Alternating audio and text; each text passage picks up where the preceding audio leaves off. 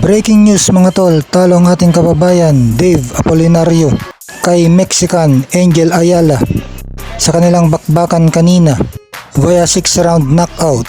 Dalawang beses bumagsak ang ating kababayan na si Dave Apolinario sa round 6. Mga body shot ang dahilan ng pagkatalo ni Dave Apolinario. Napapansin sa mga Pilipino, itong mga nito lang na mga pagkatalo ay puro sa body shot nagmula.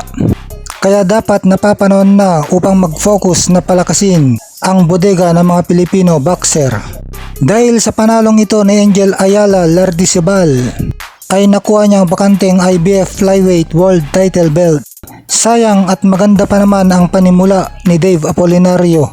Natingin natin na lumalamang sa puntusan nung round 1 to round 4. Tapos pagdating sa round 5, dun na umatake sa bodega ang Meksikanong si Angel Ayala. Sayang naman at magaling pa naman itong si Dave Apolinario. Kaya bawi na lang next time at pausayin ang depensa at patibayin ang katawan.